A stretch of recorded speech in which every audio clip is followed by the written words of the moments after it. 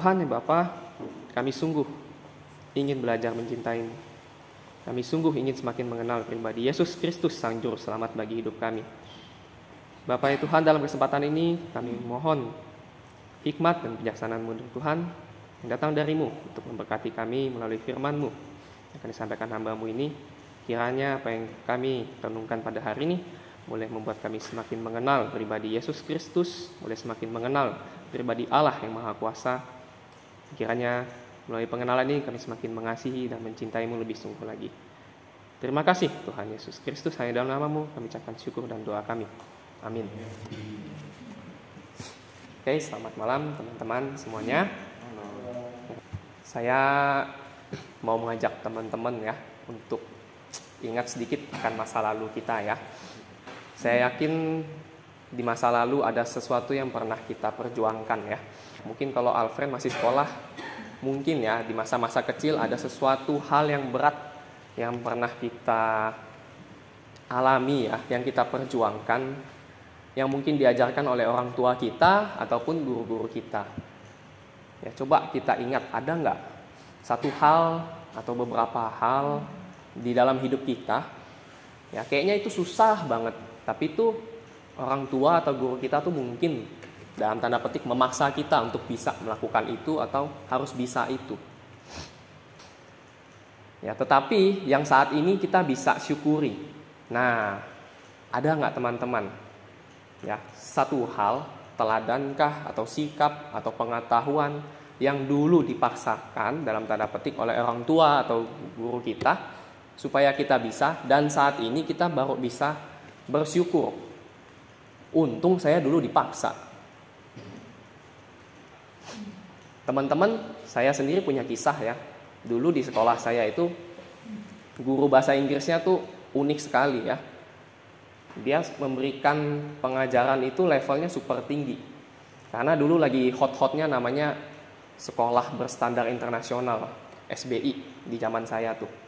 Jadi saking ketatnya standar pengajaran bahasa Inggris itu, kita tuh kesel banget sama guru ini. Sampai kita pernah ngerjain, dan saya terlibat yang pernah menghadang dia masuk ya. Pas dia lagi ke WC, saya sama ketua kelas tuh halang jalannya. Pas dia kembali, dia "Who move this chair?" katanya. Siapa yang pindahin kursi ini?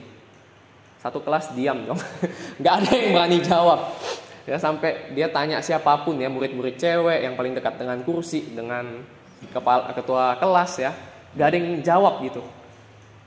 Untung saya punya kelas yang solid.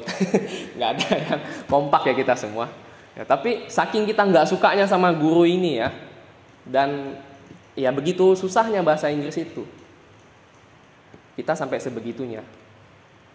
Tapi ketika saya udah kuliah, baru saya benar-benar bersyukur. Untung waktu itu guru ini ngajarin tuh susah banget. Ketika saya kuliah, saya nggak ada kesulitan. Ketika saya kuliah, saya bisa ngajarin orang. Dan ketika kuliah, saya pas juga kampus saya waktu itu juga lagi naikin level, pengennya standar internasional. Dan saya nggak ada keberatan sama sekali ngerjain skripsi full bahasa Inggris. Bahkan saya bisa bantuin teman-teman saya bantu nerjemahin. Hingga pada akhirnya saya pun ada side job lah, ada kerjaan sampingan nerjemahin bahasa Inggris. Juga guru-guru tuh, dosen-dosen saya banyak yang rekrut saya untuk kerjain proyek-proyek, entah itu presentasi, makalahnya, atau desain-desain pabrik. Saya bagian terjemahinnya aja sih, nggak sampai ngedesain pabriknya. Satu sisi itu yang membuat saya dikenal dan membuat saya juga ya ada pemasukan lah, sampingan ya. Buat orang susah, tapi bagi saya tuh ngerjain apa sih? Sejam selesai, sehari selesai. Karena guru ini yang dulu maksain saya. Sampai saya tuh bisa, baru sekarang bersyukur. Dan saya pikir apa yang saya kerjakan ini pun tidak perlu saya buktikan ke guru ini sampai saya harus bilang, lihat nih kerjaan saya gini-gini. Enggak, tapi ya orang bisa lihat dari apa yang saya kerjakan. Orang bisa lihat buah-buah dari apa yang sudah diusahakan. Nah teman-teman, itu juga yang mungkin bisa kita rasakan kalau kita membaca dari surat Rasul Paulus yang pertama kepada jemaat di Tesalonika. pasal yang kedua, ayat ke-1 sampai yang kedua yang akan kita renungkan pada hari ini. Ya, kita bisa sama-sama membukanya. Ya, perasaan syukur yang sama itu, ya, menyadari bahwa wow, sadar nih akhirnya bahwa apa yang saya kerjakan selama ini itu berguna. Itu juga bisa kita rasakan ketika kita baca surat ini. Ya, terutama di ayatnya yang pertama. Pembacaan hari ini, renungan hari ini, saya memberi tema kedaulatan Injil Allah. Ya, atau bahasanya kalau yang kurang mengerti ya, kuasa Injil Allah. Kedaulatan itu kuasa ya. Kuasa Injil Allah. Nah, mari kita sama-sama persiapkan hati untuk membaca secara bersama ya, dengan berani dan juga dengan penuh rasa hormat.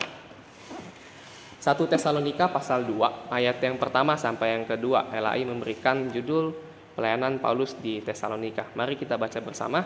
1, 2, 3. Kamu sendiri pun memang tahu, saudara-saudara, bahwa kedatangan kami di antaramu tidaklah sia-sia.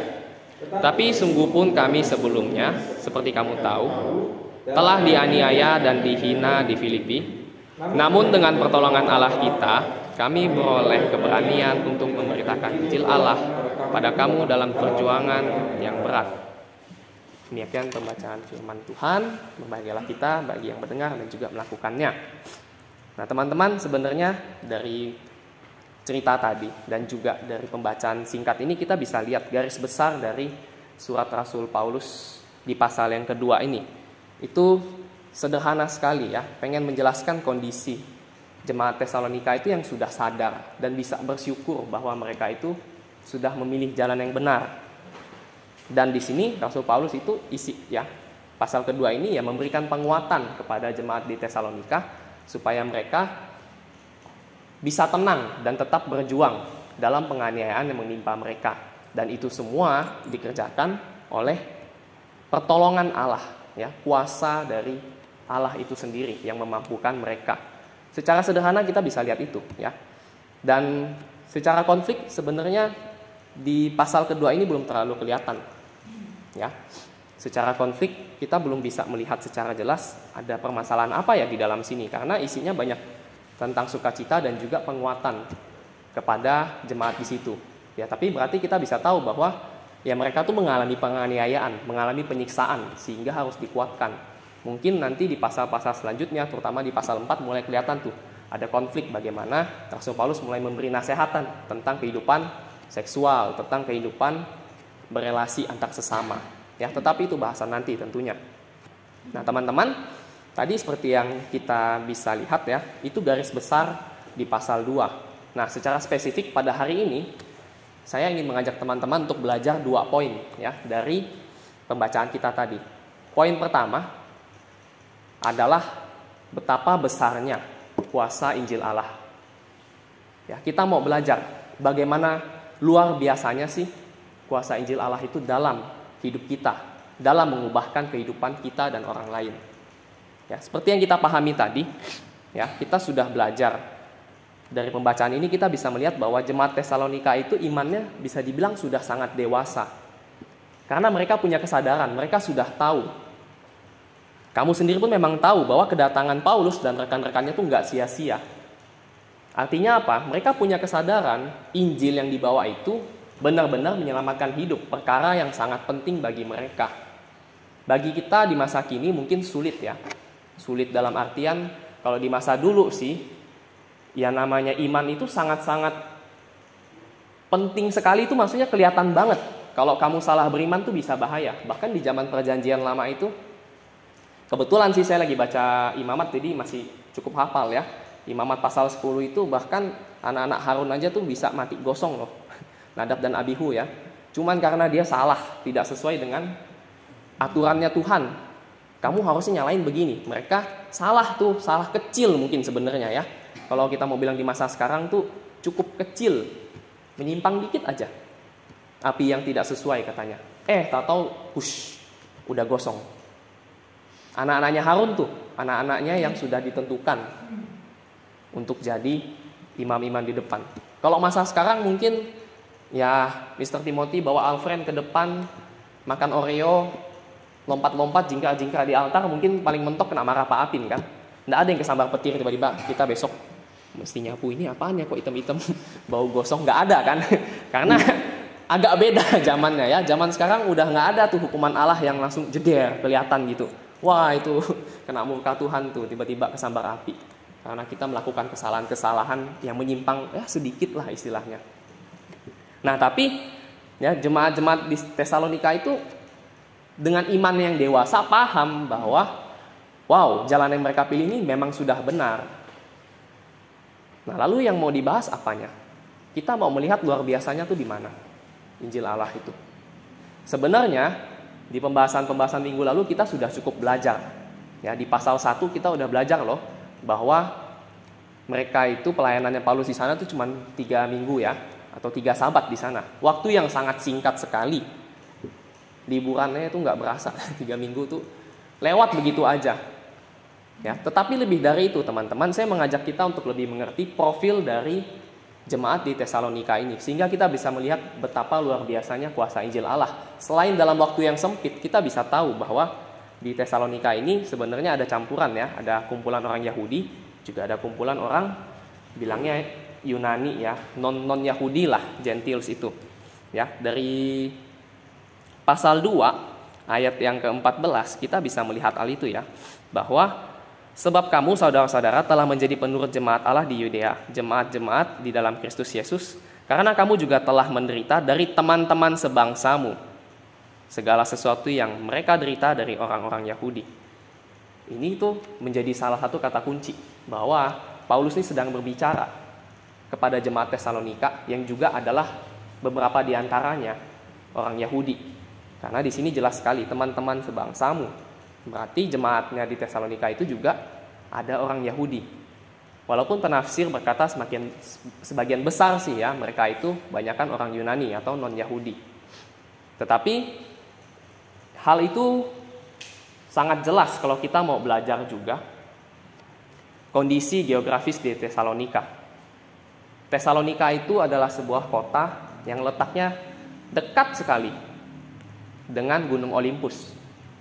Gunung Olympus ini adalah salah satu gunung beneran ya, kalau yang sering dengar di film, bukan berarti itu di film, ini gunung beneran yang ada ya di Yunani. Itu gunung yang termasuk yang tertinggi lah. Satu dari, dia ke-12 kayaknya, satu Eropa ya, lupa saya. Tapi itu adalah gunung yang tertinggi di Yunani. Gunung Olympus itu dipercaya menjadi tempat tinggal para dewa. Kalau yang suka nonton film Marvel atau DC pasti sering dengar ya Gunung Olympus. Ya dewa-dewa, Thor dan sebagainya. Ya, mereka melindungi Asgard. Asgard itu sendiri salah satu pencerminan dari Gunung Olympus, yaitu tempat tinggalnya para dewa. Ya, Zeus, Hera, Aphrodite, Artemis, dewa-dewa yang kita pernah baca di Alkitab. Mereka percaya Gunung Olympus itu tempat tinggalnya para dewa.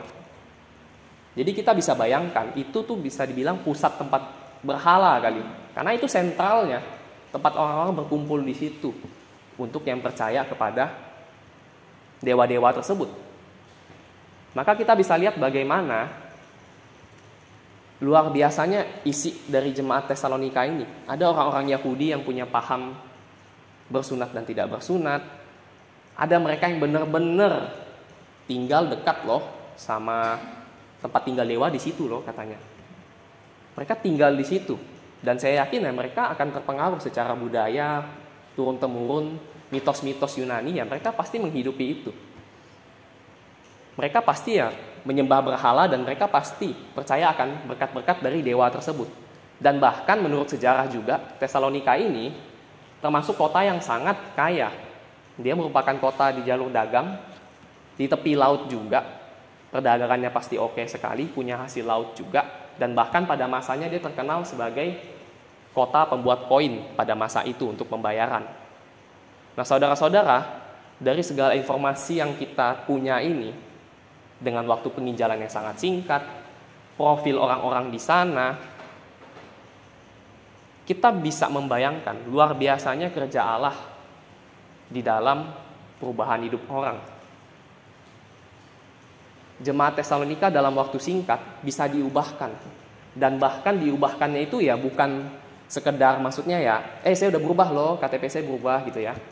Nih saya udah pindah, udah masuk gereja, saya udah di CD gitu. Dalam waktu singkat mereka sudah berbuah. Kita sudah belajar kemarin. Sampai ke Akcaya, kata Mr. Alvinus ya. Sampai ke Akcaya. Makedonia dan Akhaya. Dalam waktu singkat mereka itu sudah berbuah. Dalam waktu singkat apa yang mereka pelajari itu sudah disebarkan. Tesalonika tuh di sini ya. Berea tuh turun lagi. Daerah Makedonia ini di atas, Akhaya itu di bawah. Ini tengah-tengah nih Gunung Olympus. Tempat pusat penyembahan berhala itu bisa tersebar loh Injil. Hanya dalam waktu 3 minggu pelayanan Paulus di sana. Saudara, bukankah itu sangat menunjukkan bagaimana Injil Allah itu sangat berkuasa? Sebenarnya kalau mau ditarik ya, perjalanan ini tuh pertobatan jemaat Tesalonika tuh pasti sangat sulit. Tidak semudah itu. Ya, kalau orang zaman dulu pasti tahu film Preman Pensiun ya. Hidupan preman ya yang sudah dinikmati kaya raya. Tapi ya kalau di film preman sih karena istrinya mau dia tobat ya dia tobat gitu kan. Dan setelah dia bertobat pun ya banyak rintangan, banyak kesulitan. Mantan-mantan premannya tetap masih ngajakin dia ya. Terus juga masih banyak kesulitan-kesulitan yang dihadapi di keluarga. Kalau yang masuk bioskop sih ceritanya Kang Mus lihat ya. Bagaimana dia setelah tobat tuh makin banyak kesulitan, ada godaan-godaan untuk kembali. Bahkan ada orang-orang yang mencoba untuk ya menyingkirkan dia dari wilayah dia dulu. Tetapi ya menurut film itu ya dia tetap bertahan. Nah, saudara, terlepas dari itu kita bisa melihat bahwa kehidupan jemaat Tesalonika ini sendiri itu menjadi sebuah kesaksian. Kesaksian apa? Kesaksian bahwa firman Allah itu benar. Kesaksian bahwa apa yang firman sampaikan itu memang adalah kebenaran. Kita bisa belajar itu dari mana?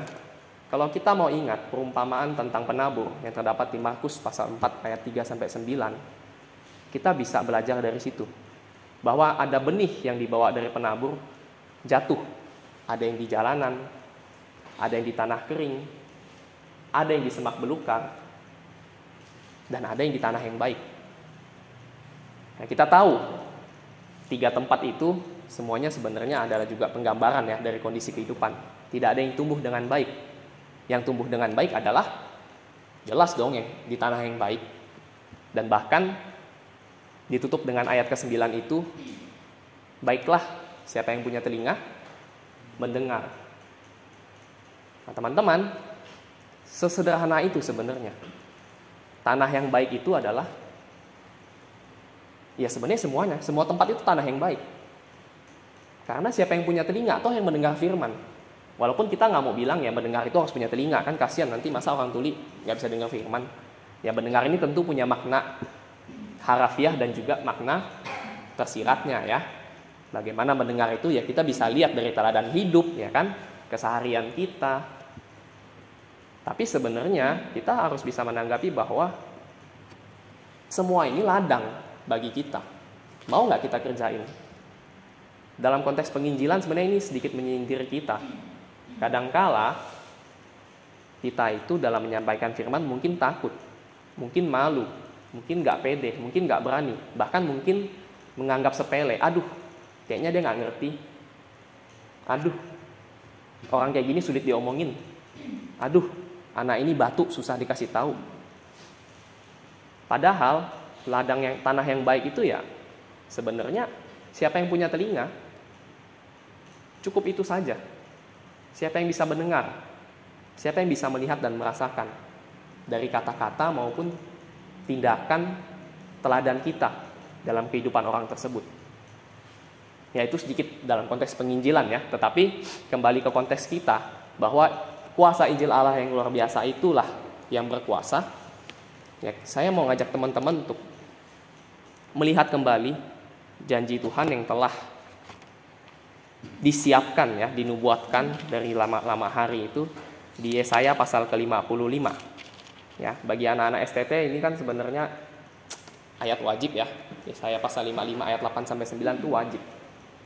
Ya, tentang Rancanganku bukanlah rancanganmu dan jalanmu bukanlah jalanku. Seperti tingginya langit dari bumi, demikianlah tingginya jalanku dari jalanmu. Nah, yang mau kita tekankan pada hari ini adalah 2 ayat selanjutnya, yaitu Yesaya pasal 55 ayat 10-11. Demikian bunyi firman Tuhan. Sebab seperti hujan dan salju turun dari langit, dan tidak kembali ke situ, melainkan mengairi bumi, membuatnya subur dan menumbuhkan tumbuh-tumbuhan, memberikan benih kepada penabur dan roti kepada orang yang mau makan. Demikianlah firmanku yang keluar dari mulutku. Ia tidak akan kembali kepadaku dengan sia-sia, tetapi ia akan melaksanakan apa yang kukehendaki, dan akan berhasil dalam apa yang kusuruhkan kepadanya. Teman-teman, kalau kita mau melihat ayat ini, bukankah sungguh pasal 2 ayat 1-2 yang kita baca hari ini itu menunjukkan firman Tuhan itu terjadi benar apa adanya. Terlepas dari jemaat Tesalonika dengan profilnya yang sedemikian rupa, sangat sulit dan dalam waktu yang singkat. Tetapi kalau sudah itu kehendak Tuhan, maka terjadilah. Nah, itu pembelajaran pertama kita. Betapa luar biasanya kuasa Injil Allah di dalam kehidupan kita. Yang kedua, yang pengen kita pelajari hari ini adalah bagaimana pentingnya kita bersandar pada pertolongan Allah. Teman-teman, di sini kita mau melihat, ya, penekanan Paulus itu sebenarnya sangat jelas di ayat yang kedua ini. Ya, seperti kamu tahu kita telah dianiaya di Filipi, namun dengan pertolongan Allah kita, kami beroleh keberanian untuk memberitakan Injil Allah kepada kamu dalam perjuangan yang berat. Paulus sangat menekankan bahwa apapun yang mereka hadapi, perjuangan apapun itu, mereka dapat dengan berani melampauinya. Itu dengan pertolongan Allah saja. Gak ada embel-embelnya. Gak ada embel-embel bahwa saya sudah berlatih, saya sudah meditasi, saya sudah apa. Tetapi semua itu semata-mata hanya oleh pertolongan Allah. Itu menjadi kata kunci pada hari ini. Bagaimana kita sangat perlu bersandar pada pertolongan Allah di dalam setiap kehidupan kita. Saudara-saudara, hal ini menjadi semakin menarik kalau kita mau pelajari lebih dalam. Bahwa di dalam penulisan ayat 2 ini, ketika ada kata perjuangan yang berat, itu sebenarnya maknanya tidak sesimpel itu. Mungkin kita bisa banyak baca ya di Injil ya. Ada kata pergumulan, ada kata perjuangan, ada kata kesulitan dan sebagainya. Namun di dalam ayat yang kita baca hari ini, sebenarnya yang digunakan bahasa aslinya itu cukup spesifik, yaitu agoni. Perjuangan yang berat yang ditulis pada pasal 2 ayat 2 ini, kata dasarnya adalah agoni atau agon. Agoni itu sendiri memiliki makna sebenarnya ya, sulit diterjemahkan, tetapi paling dekat dengan kata duel kalau dalam bahasa Inggris. Kebetulan duel kita cukup ngerti ya, tetapi makna duel yang dimaksud adalah adanya pertemuan atau pertempuran yang dikondisikan. Artinya itu disengaja, yang dipantau dalam sebuah lingkungan yang sudah diatur. Dan di dalam duel itu juga ada keterlibatan juri yang mengatur jalannya ini, atau mungkin sudah mengatur hasilnya. Ada campur tangan dari orang yang berkuasa terhadap kontestan di dalam duel tersebut. Dan maknanya lebih dalam lagi bahwa di dalam semua sistem tersebut juga ada audiens, ada penonton. Ada penonton yang menikmati itu. Ada penonton yang memang melihat itu ya sebagai sebuah hiburan. Nah, saudara, kalau kita mau lihat ini sebuah hal yang sangat erat dengan, mungkin kita sudah tahu ya, Kolosium ya. Di Roma itu ada gedung Kolosium, tempat terjadinya gladiator itu ya, perang gladiator antara manusia dengan manusia atau manusia dengan hewan. Nah, itu sebenarnya kondisi Kolosium itu sangat sekali menggambarkan duel itu sendiri. Perjuangan yang berat itu bukan sekedar saya berjuang melawan sesuatu yang sulit dalam hidup saya. Tetapi bahkan itu adalah sesuatu yang dikondisikan. Dan mungkin ada orang-orang yang memang menikmati kesengsaraan kita. Ada orang-orang yang memang terhibur dengan melihat kita susah. Sebagaimana di Kolosium itu kan mereka puas sekali, bebas sekali. Mau menertawakan yang kalah, lihat dia dimakan oleh harimau, bisa ketawa, bahkan mungkin bisa meludahi. Apalagi mungkin kalau ada orang Kristen di situ yang mereka anggap sebagai orang yang melawan mereka, puas sekali melihat orang mati. Nah itu teman-teman, bukankah itu kondisi yang sangat brutal dan tidak manusiawi? Kalau sulit digambarkan ya kita bisa lihat kondisi zaman sekarang lah. Kita bisa bedain antara BBM yang langka nih. BBM yang langka itu artinya bahan bakar ya, bahan bakar minyak. Yang langka itu karena memang langka, misalnya persediaan dunia memang menipis nih. Atau BBM yang sengaja dilangkakan. Sebenarnya nggak langka, tapi ya dibuat kayak langka. Buktinya kan ditimbun ya, kemarin beritanya ada. Ternyata ditimbun dan sedang masuk proses pidana tuh. Bukankah itu kondisi yang sangat bisa kita bedakan? Lebih tersiksa loh kita nih harus menghadapi BBM yang langka, yang disengaja, dibandingin dengan BBM yang langka karena memang ya begitu adanya. Kalau BBM yang langka karena begitu adanya kita bisa maklum, oh iyalah dunia kan ada sumber daya yang terbatas gitu kan. Tapi kalau kita tahu ini sengaja dilangkain nih, diumpetin, bukankah itu selain kita menderita secara fisik ya, maksudnya ya kan makin mahal kita kerjanya makin berat gitu kan, makin harus hemat lah.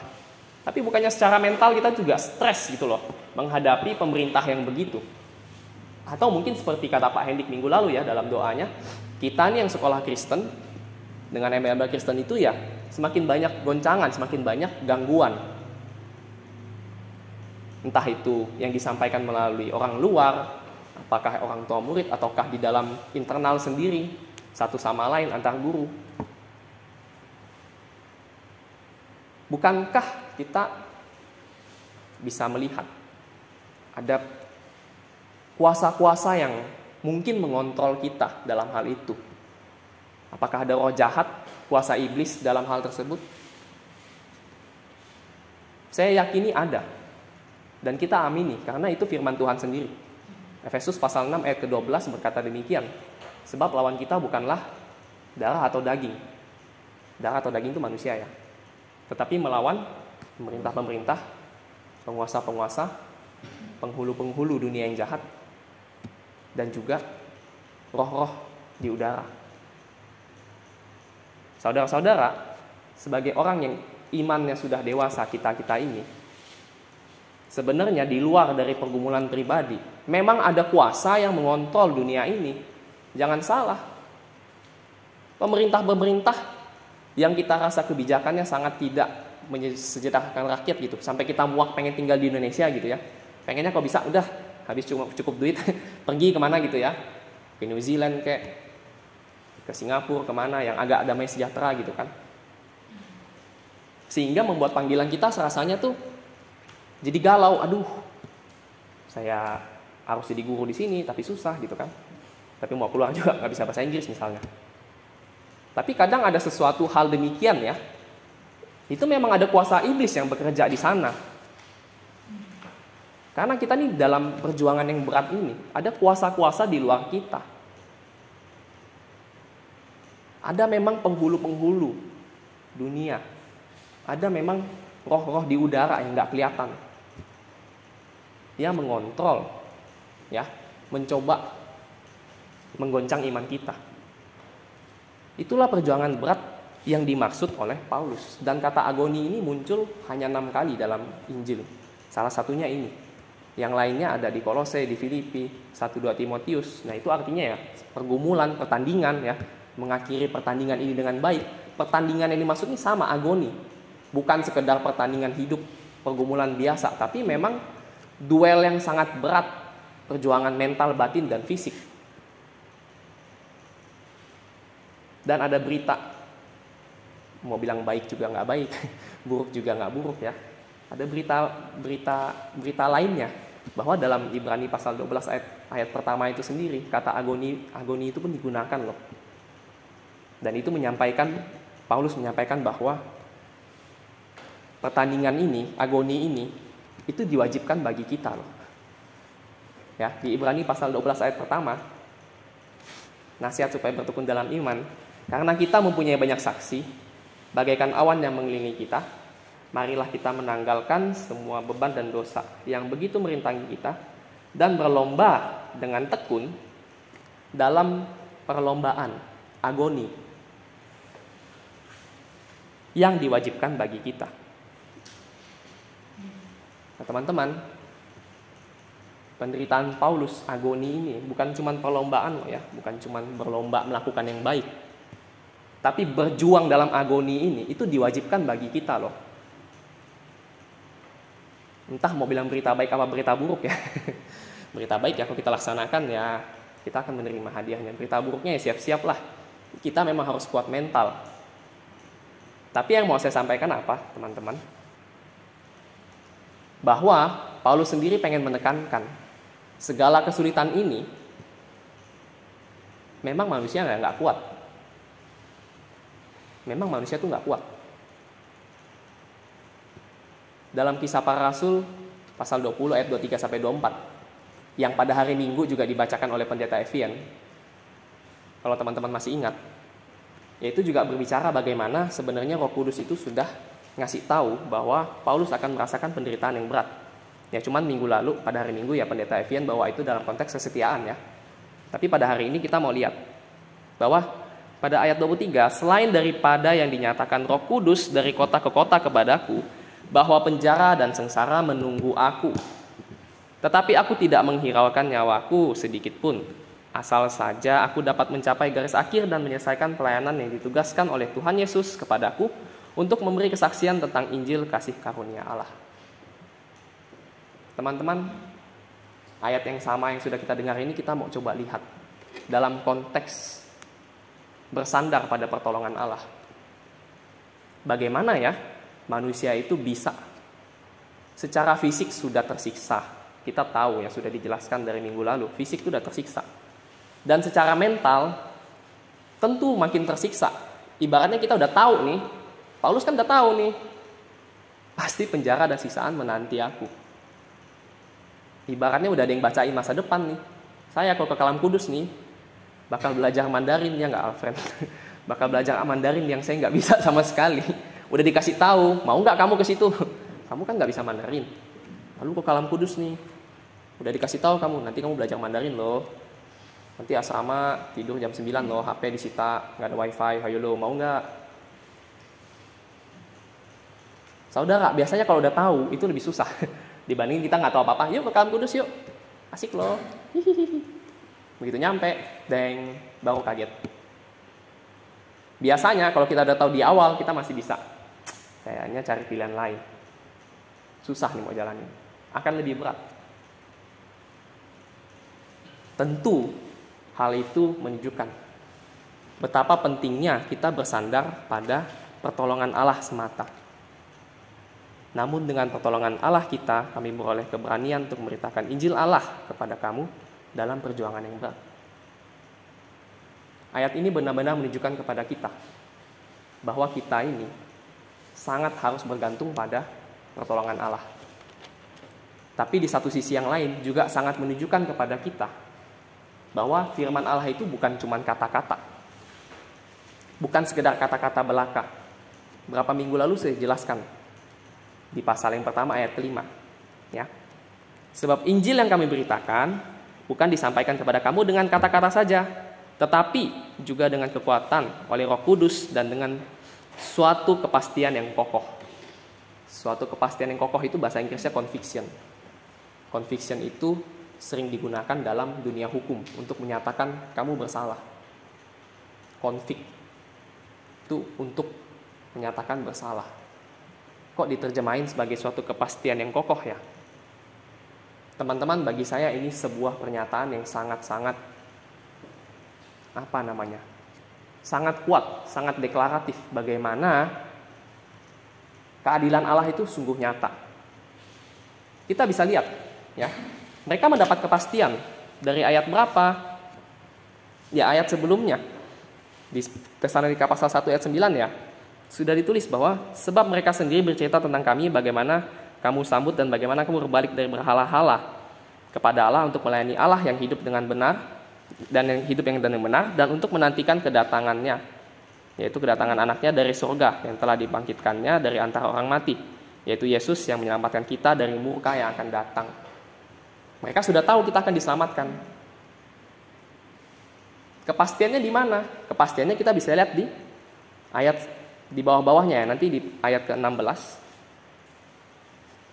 Karena mereka mau menghalang-halangi kami memberitakan firman kepada bangsa-bangsa lain untuk keselamatan mereka. Demikianlah mereka terus-menerus menambah dosa mereka sampai genap jumlahnya, dan sekarang murka telah menimpa mereka sepenuh-penuhnya. Teman-teman, itulah kepastian yang kokoh tersebut. Ketika kita mengikuti jalan kebenaran yang benar, maka kita akan disingkapkan. Bahwa yang ikuti dengan benar akan menerima upahnya, yang mengikuti ketidakbenaran juga akan dihukum sama Tuhan. Itu sudah pasti. Walaupun pada masa itu secara fisik belum kelihatan apa yang terjadi pada bangsa Yahudi pada masa itu. Tapi 20 tahun setelahnya, sekitar tahun 70, terjadilah keruntuhan Israel. Dan Israel yang sangat bangga dengan status bangsa mereka sebagai yang diselamatkan, dan bahkan dengan altarnya, tempat penyembahannya itu telah runtuh dan hancur, dan suku mereka sekarang tercerai-berai. Saudara-saudara, bukankah itu sebuah hukuman yang luar biasa dari Allah itu sendiri?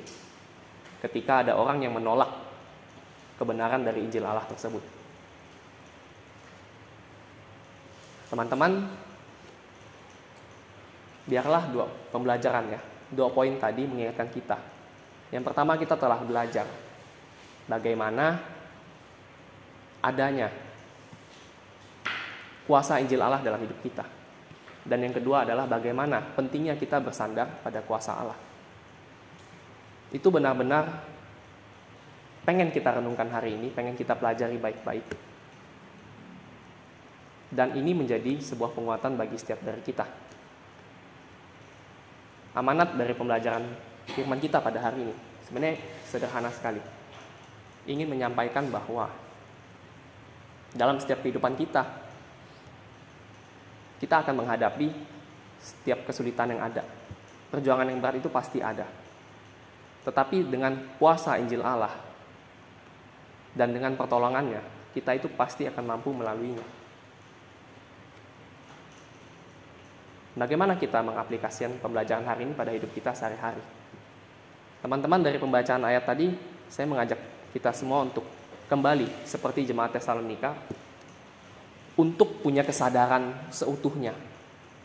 Kita perlu jadi seperti jemaat Tesalonika yang memang tahu bahwa apa yang Tuhan telah kerjakan dalam hidup kita, sekalipun sulit, sekalipun kita mengalami perjuangan yang berat, kita perlu tahu bahwa itu untuk kebaikan kita. Dan secara utama, ya hadiah keselamatan itu untuk kita. Biarlah kita benar-benar meresapi hal itu dulu. Baru yang kedua, kita melihat bagaimana panggilan dalam hidup kita ini. Mungkin teman-teman di sini ya satu institusi semua ya. Ada yang murid, ada yang guru. Pasti punya pergumulan masing-masing. Sebagai murid di kampus ataupun di sekolah ini, pasti banyak kesulitan yang sudah kita alami. Kesulitan belajar, kesulitan adaptasi, kesulitan bahasa, dan banyak hal-hal lainnya. Saya mengajak teman-teman yang murid-murid ini ya, kita mau melihat bahwa jangan sampai kesulitan itu yang menarik kamu mundur dari panggilan yang sudah kamu jalani saat ini. Karena percayalah, dengan pertolongan Allah, kamu akan mampu. Bukan untuk mencapai tujuan pribadi, bahwa wah saya pasti bisa jadi bahasa jago Mandarin nih. Enggak gitu juga. Tapi ada sesuatu yang akan ditumbuhkan dalam pribadi setiap dari kita. Dan itu akan mendorong kemajuan Injil. Dan untuk teman-teman juga yang rekan, guru-guru dan sebagainya, seperti yang sudah dibicarakan Pak Hendik minggu lalu, pasti banyak pergumulan. Entah itu secara tanggung jawab, entah itu setiap kali menghadapi murid-murid dan juga mungkin sesama guru, Ada konflik-konflik yang sulit dibicarakan, ada konflik-konflik yang membuat tidak sehati, yang membuat kinerja semakin buruk, yang membuat hati jadi panas setiap kali berangkat kerja, tidak bisa sukacita. Teman-teman, saya mengajak kita semua sungguh-sungguh tidak bersandar pada kekuatan kita, tetapi kepada pertolongan Allah. Dengan kesungguhan hati, bahwa kita pengen, bukan untuk ego saya, bukan untuk tujuan saya tercapai, tapi setiap dari kita sungguh-sungguh dipulihkan hubungan dengan Tuhan, menerima pertolongan Tuhan, untuk memajukan satu sama lain, untuk memajukan Injil Allah. Saya mau menutup renungan pada hari ini dengan sebuah quotes. Ya, quotes ini saya buat sendiri sih, karena saya sebenarnya secara pribadi nggak suka baca buku, jadi nggak banyak referensi quotes ya. Buku yang saya baca cuman Alkitab sama renungan Rick Warren. Selebihnya saya buku skripsi aja kayaknya, nggak ada baca buku lain. Nah, quotes saya ini sebenarnya terinspirasi dari lagu lama yang saya belakangan dengar lagi, ya, yaitu dari grup band Linkin Park. Mungkin yang muda-muda kurang tahu, tapi yang generasi tua pasti tahu ya. Grup band Linkin Park itu yang sudah meninggal vokalisnya. Ya, ada lagu berjudul In The End ya. Ini juga lagu terkenal sebenarnya. In the end, it doesn't even matter. Pada akhirnya, semua itu nggak ada artinya. Wah, saudara-saudara, lagu ini sebenarnya lagu yang sangat duniawi sekali ya. Tapi ya bagi saya itu sesuai Alkitab nggak? Ya sesuai Alkitab, bukan kebenarannya, tapi ya bukan ininya, bukan pesannya, tapi memang benar. Semuanya nggak akan ada artinya kalau memang kita mengikuti tuntutan duniawi. Ya, vokalisnya sih meninggal bunuh diri waktu itu ya. Cuman saya sebenarnya tidak mendalami sekali penyebab khususnya. Tapi biasanya namanya artis depresi ya. Depresi itu kenapa depresi? Karena kita mau diri kita diakui. Karena kita mau diri kita tuh dianggap. Karena kita mau diri kita itu dihargai. Itu kan tertulis pada Alkitab ya. Barang siapa mencari hidup sendiri, dia akan kehilangannya. Barang siapa tidak mencarinya, dia akan mendapatkannya. Saya pikir ya lagu ini betul juga menggambarkan kondisi di mana kalau kita fokusnya pada hal duniawi, ketenaran, harta, wanita, dan hal-hal dunia yang menggandeng kita, maka pada akhirnya semuanya nggak akan ada artinya. Ya, penyanyinya juga akan bunuh diri. Toh. Saya sih nggak tahu imannya seperti apa, tapi ya kita sudah lihat kenyataannya seperti apa. Maka quotes yang pengen saya sampaikan adalah, it is not about how you try so hard, but it is about how you rely on God. Segala sesuatu itu bukan tentang seberapa kerasnya kamu berusaha, tetapi tentang bagaimana kamu bergantung kepada Tuhan. Saudara, biarlah perundungan pada hari ini membawa pengenalan kita pada Kristus semakin tinggi dan kita semakin taat kepada firman Tuhan. Demikianlah renungan pada hari ini. Mohon kesediaan Pak Gembala untuk menutupnya dalam doa. Mari kita berdoa.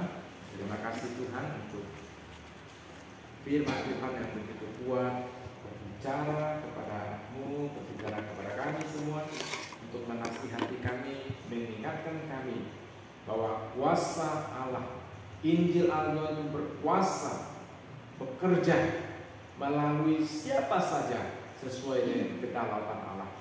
Kalau Tuhan hendak memakai kami, sebagaimana Tuhan hendak memakai Rasul Paulus yang hanya 3 kali sabar saja membawakan Injil di sana, di kota Tesalonika. Namun Injil yang diberitakan terus bergema melalui jemaat yang sudah menerima Injil itu. Tidak kemungkinan melalui kami juga, sekolah Kristen Kalam Kudus dan gereja Kristen Kalam Kudus, Injil ini terus kami gemakan melalui kami, sehingga Injil ini boleh terus bergema di Pontianak Selatan, di sekitar kami, dan Pontianak Selatan dan Pontianak pada umumnya. Mari Tuhan, pakai kami, ajarkan kami untuk bersandar kepada kuasa Allah di dalam melayani-Mu ya Tuhan. Ajarkan kami Tuhan untuk boleh terus percaya bahwa Injil-Mu itu berkuasa mengubah setiap orang, menarik setiap orang datang kepada Yesus. Terima kasih Tuhan, terima kasih firman Tuhan yang begitu indah yang sudah Tuhan berikan kepada kami. Biarlah hati kami mendapat damai sejahtera, kekuatan, pikiran kami diisi dengan kebenaran-kebenaran yang dari firman Tuhan. Terima kasih Tuhan, terima kasih. Dengarkan doa-doa ini yang kami naikkan hanya di dalam nama Tuhan Yesus. Amin.